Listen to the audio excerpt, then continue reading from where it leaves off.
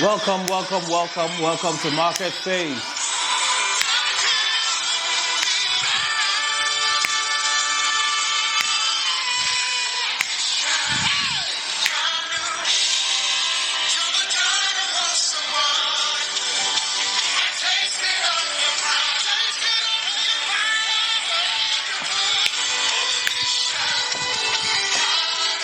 It's good to see you.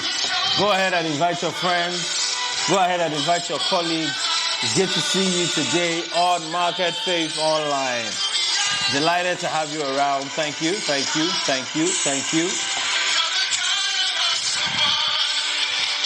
I tasted of your power.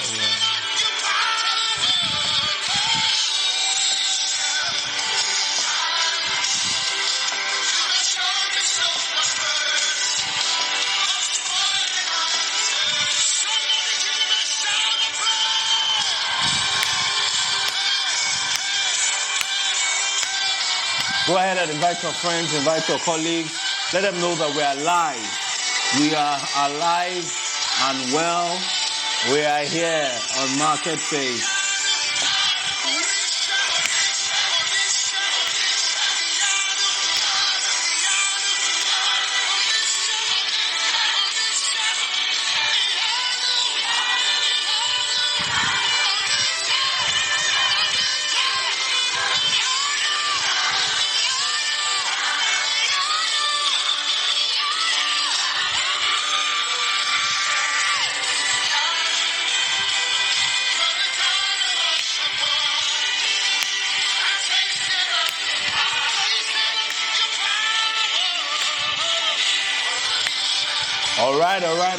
All right.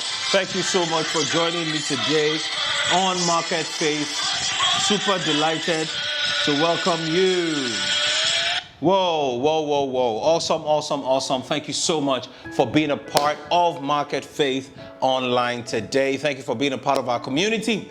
If you are joining for the first time, we welcome you. Thank you so much for being a part of us today. If you are, a regular, all right, go ahead and give us a thumbs up right there in the comment section. All my very proud regulars, all right, go ahead and give us a thumbs up in the comment section as well. Thank you so much for being a part of the session today. All right, today I'm just going to dive into the concluding episode, or the concluding conversation around turning around a struggling business, turning around the business that things look like they are not working, things look like the business is struggling, things are not working as well as you would like them to work. How exactly do you turn around and reverse the trend of a struggling business? How do you reverse the trend of a struggling business? We started this a couple of weeks ago. We laid some foundation. We talked about the fact that having strong management and focused management is important. The second thing we talked about is the importance of cash, taking a hold of cash and the money that is within your business. All right. I'm not going to have time to go back to all of that. Please go on YouTube and watch the videos. The videos are there on YouTube. The third thing we talked about, which we talked about last week, is the importance of doing a deep dive to investigate your business model, right? And the reason why is that when you go to a hospital, and you complain of a headache, right? The doctor asks you a number of other questions to investigate the root cause, to be sure that it's not a migraine, so that you're not calling a migraine an ordinary headache, or that it's not symptomatic of something else that is going on within your body, all right? So the same way, when you do a deep dive, you are trying to understand the reason why your business has gotten to a point where you need a turnaround. And one of the things I want to say about that as well, before we go into what we want to talk about today, is the fact that whenever you think you know the reason why your business is in a situation, I want to always ask you not to assume that you know, and to go ahead and do your checks, do your investigations, and actually confirm what you think is the problem. And the reason is because in more times than I can even count, When business owners tell me that this is the problem, that is symptomatic of the real problem. So they need to do a deep dive and check. For example, I gave you two examples last week. The company that we went to meet thought that their problem was the fact that they were not making enough sales, right? And yes, that was part of the problem, right? But their margins were also so low that it told them that, yes, you're not making enough sales, but what you thought was that, oh, if we can improve our sales by 20%, we'll get better. Actually, you probably need to improve your sales by 100% for you to be able to achieve some of the goals that you want to achieve for your business. So these things are important. These things are critical. If you want to run a $2 million business, right, you must understand that there are certain things you must do for that business to achieve that sort of scale. So we talked about that last week, and we talked about the fact that you need to investigate your margins, investigate your gross margin, investigate your net margin. Why are your margins the way they are? All right, and then understand what your competition is doing as well. If they are making money, what are they doing that they are making money from? What is the competitive advantage that they have that you don't have, that they are making money from that you are not making money from? These questions are critical that you must ask if you want to do what I'm going to talk to you about today. Because what I'm talking to you about today is to develop a relaunch strategy. Now, the only reason, and I'll say this, the only reason you can do what I'm telling you today is because you've done all the other things that I said in the last two previous videos at the minimum, all right? You have your cash, and you know what exactly is wrong within your business that you want to focus on to do in your business, to make your business grow or to turn things around in your business. So, firstly, if you have established that a particular business is worth pursuing, how do you proceed to win? Having a relaunch strategy is about winning, all right? What is strategy? Strategy is very simply defined as how to win. That is all that strategy is. Strategy, what is strategy? How to win. In other words, how do I win? For you to answer that question, that is strategy. In answering that question, one of the first things you are answering is, what is the definition of the win? What does the win mean? What does the win look like? If I have won, what will that look like? If I have lost, what will that look like? All right. So in strategy, what we're doing is defining for ourselves, how does an organization win? And in defining how an organization wins, we must firstly understand the definition of the win. What options are available to me to succeed as an organization? That's what you're looking at in your definition of strategy. Because if you're not clear about where your strengths are, where your strengths are not, where you are doing well, where you are doing not so well, right? And all those things we talked about in terms of doing a deep dive in your business. If you are not clear about those things, your strategy will be wrong. I'll say that again. If you are not clear about your deep dive that we did last week, your strategy will be wrong. What will happen, and this is why I spent time talking about cash and talking about what I talked about last week, because you have one shot to get this right. You're probably in a situation where you don't have a lot of cash. You have one shot to get this right. If you miss it, right, it might have devastating effects, because especially if you've gone to borrow money, you've gathered all the cash that you can gather from wherever it is that you want to gather the cash. Now you want to invest all this money in a relaunch strategy that you have not thought through very well. And that's why I'm re-emphasizing this. You may need to go back and look at what we talked about last week and ensure that you are very clear in your mind as to why you are where you are as a business, so that you can invest your money in the right places and you can turn around this business. Okay, so all of that, have come, everything I've been saying in the last 3 weeks have come to this melting point. What is your relaunch strategy? Okay, what is, and I usually like to think about this way, that what are the top 2 things, maximum, maybe 3, but tops 2, right, that I can do that I can focus on that will give a multiplier effect to every other thing, right?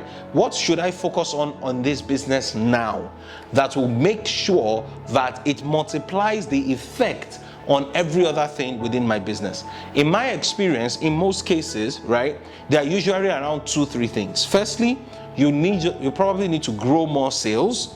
Now, again, remember, we have established that this business is worth continuing. We have established that this particular business does not need to die, it needs to keep going. Because you are in a growth market and you are in a situation where your margins are good and you just need to be disciplined, you just need better management to make the business work, okay? So many times, most people either need to grow their sales or they need to find a way to cut their costs, or they need to do both, right? They need to burn the candle at both ends of the candle, right? You need laser focus and mentors. Whatever it is, whatever strategy you decide to deploy, remember this: you need to do it as a focused person, and you also need mentors who can help you in this situation, okay? So once you have defined that you need to grow this business, right? What is your relaunch strategy? How do you grow more sales, and how do you find a way to cut costs, or both? Now, a few questions to ask yourself. Number one, how much have I been able to gather? Remember, we talked about cash. This is where your cash comes to play. How much you've been able to gather talks about, do I need to now start investing in marketing? How much can I invest in marketing? What kind of marketing do I do? And I'm saying so because next month, one of the things I want to talk to you, starting from next week, talk to you about is how you can grow your customer base, right? Because the ability to grow your customer base is critical for the success of your business, all right? How do you grow your customer base, right? How do you move from 10 customers to 100 customers, as the case may be? We're going to talk deep dive into that, right? But today, we're talking about your strategy. How much do I have? Now, the reason why that question is critical is because you can either spend the money on marketing and advertising, or you can spend the money on hiring great people, right? Or you can spend the money on hiring advisors or partnering with people who will help you grow your business. It depends on how much you have and how much you can spend at that particular time. This is why how much you can gather from your cash control efforts that we talked about in week 2 is critical, and this is where it comes into play. So, how much do I have? How much can I gather? The second thing is people. What team do I have? Do I have a team? Do I have people that I can work with? Are there partners that I can work with? Do I need more skills in the team? In other words, do I need to get a consultant? Can I hire somebody full-time, or I can hire somebody on a contract basis, right? People conversation is critical. Listen, most businesses, for many businesses, right, the growth is in 2 things: money and people. Money and people. Your people give you the right ideas, the money powers is the engine for those ideas to work, okay? So ask yourself, where do I find the right people or the right team for this particular business? The third question perhaps to ask is, what quick wins can I take advantage of? What quick wins can I take advantage of? What are the things that if I do now, if I do tomorrow, that I can begin to see quick results on, right? Is there an opportunity, for example, to partner with someone who has my customer base in their network, and I can just do 1 or 2 things here and there, and things can work, money can start flowing in? Are there relationships that I can leverage, right? And money starts to flow in from day one. What are the quick wins, the immediate things that you can begin to do and see results within the business? Absolutely essential. Absolutely essential. All right. How can I get good customers to buy more from me? These are some of the questions you're asking yourself in your strategy, right? How can I increase my price? How do I get rid of bad customers, right? Your ability to increase your price is very important, right? One of the first things I advise businesses to do, right, is, most likely, because I've found that for many businesses, they are in a race to the bottom. They can't increase their price because of what their competitors are doing. Let me say this to you. If you want to succeed in business, learn to follow your customer, not your competitors.